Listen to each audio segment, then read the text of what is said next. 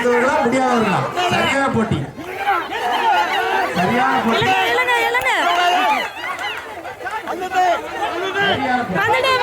நம்மளோட பாட்டி தாத்தா காலத்துல இருந்து இப்போ வரைக்கும் பாரம்பரியமாக நடத்தக்கூடிய ஒரு சுவாரஸ்யமான அழகான போட்டி தாங்க இந்த கயிறு இழுத்தல். நம்மளோட திருநெல்வேலி ஏரியாக்களில் மேக்சிமம் விளையாட்டு போட்டிகளில் இந்த கயிறு இழுத்தலும் ஒன்றா இருக்கும். இதோட ரூல்ஸ் என்ன அப்படின்னு சொல்லிட்டு பார்க்கலாம் வாங்க. ஒரு பெரிய கயிறு ஒன்று அழகாக நீளமாக கொடுத்துருவாங்க. அதில் நடுவில் ஒரு கர்ச்சீஃப் ஒன்று கட்டியிருப்பாங்க.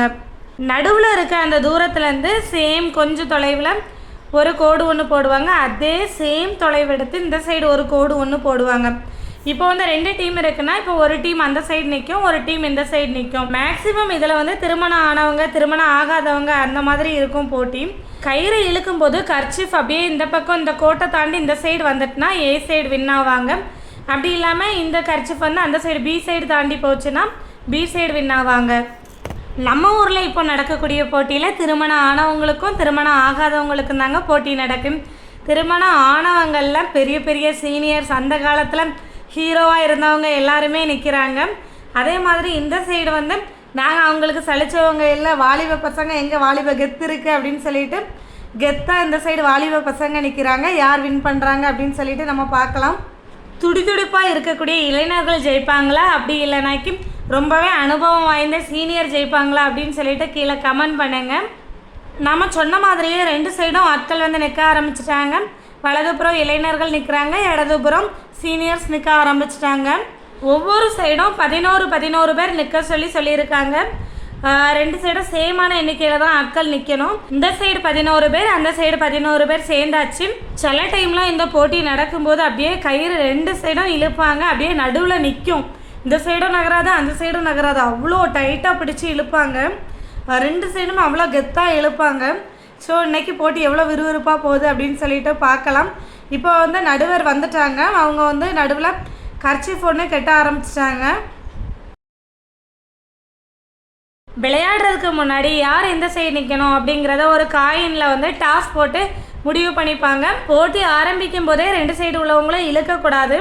அந்த விசில் அடித்ததுக்கு அப்புறமா தான் 2 சைடு உள்ளவங்களும் இழுக்கணும். அதுக்கு தட்டும் கயிறை மட்டும் கொஞ்சம் டைட்டாக பிடிச்சிப்பாங்க. முதல்ல டாஸ் போட்டு சைடு சூஸ் பண்ணிடுங்க. டாஸ் போட்டு அவங்க அந்த கேப்டனை கூப்பிட்டு வேண்டாமா அவர்கள் ஒத்துக்கொண்டால் நமக்கு பிரச்சனை இல்லை. இதோ அவங்க விசில் அடிச்ச மாதிரி தான் நீங்க இழுக்கணும். தயவுசெய்து கொஞ்சம் பொறுமையா இருங்க. கொஞ்சம் பின்னால் இருக்கிற ஆண்கள் கொஞ்சம் தள்ளி நின்னுங்க, கொஞ்சம் தள்ளி வீரமணி இருக்கிற ஆட்கள் கொஞ்சம் பின்னாடி தள்ளி நிற்கணும். நடுவர் விசில் அடிச்ச பிறகு தான் இழுக்கணும். தயாராக இருந்துடுங்க.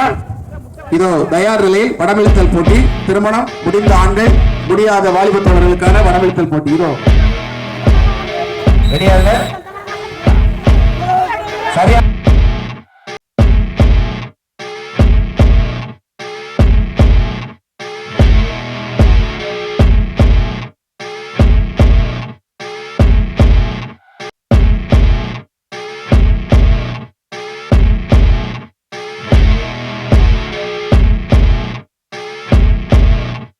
பார்த்தாலே தெரியும் 2 சைடும் அப்படியே நடுவில் அந்த கர்ச்சீஃப் அப்படியே நிற்கி இந்த சைடும் ஸ்ட்ராங்காக இழுக்கிறாங்க, அந்த சைடும் ஸ்ட்ராங்காக இழுக்கிறாங்க.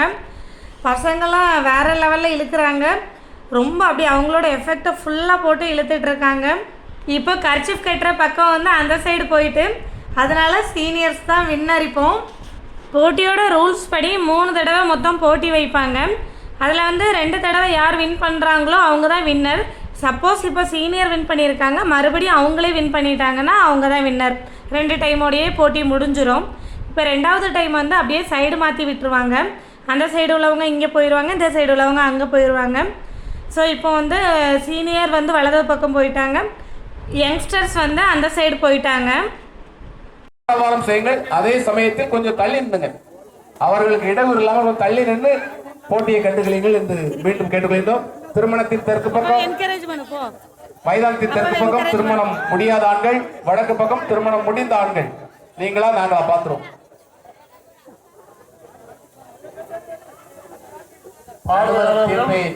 பார்வையாளர்கள் சற்று ஒதுங்கி நிற்குமாறு உங்களை அன்போடு கேட்டுக்கொள்கின்றோம். கொஞ்சம் பறக்க தள்ளி நின்னுங்க. உடற்கல்வி ஆசிரியர் செல்வி மினிஷா அவர்கள் இந்த போட்டியை நடத்த இருக்கிறார்கள். அவர்களுக்கு ஒத்துழைப்பு விடுங்கள். நடுவரின் தீர்ப்பே இறுதியானது, அதுவே உறுதியானது.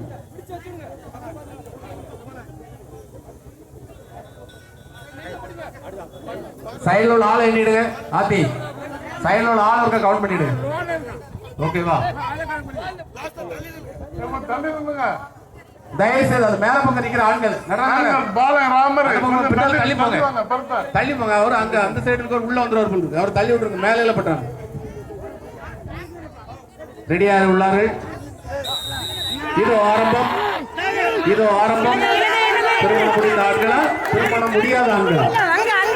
திருமணம் முடிந்த ஆண்களா, முடியாத ஆண்களா? சரியான போட்டி, சரியான விறுவிறுப்பான போட்டி. பார்வையாளர்கள் ஒளியுங்க, தயவுசெய்து அவங்களுக்கு இடையூறு இல்லாம ஒதுக்கி. திருமணம் முடிந்தவர்களா, முடியாதவர்களா?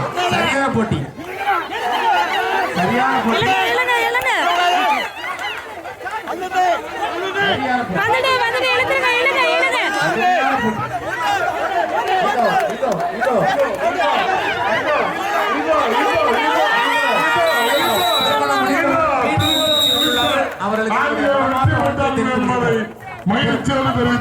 முத்துப்பாண்டி அவர்கள் தலைமையில்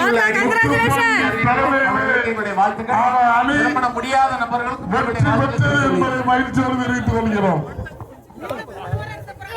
அடுத்தபடியாக இதே மாதிரி இளவட்டக்கல் தூக்குற போட்டியும் நம்ம சேனலில் இருக்குது. உங்களுக்கு பிடிச்சிருந்துன்னா போய் பாருங்கள். இந்த விளையாட்டு போட்டி உங்களுக்கு ரொம்பவே பிடிச்சிருந்துன்னா லைக் பண்ணுங்கள். அப்படியே இதை வந்து உங்கள் ஃப்ரெண்ட்ஸ்க்கும் ஷேர் பண்ணுங்கள். மறக்காமல் நம்ம சேனலை சப்ஸ்கிரைப் பண்ணிடுங்க. Thank you guys.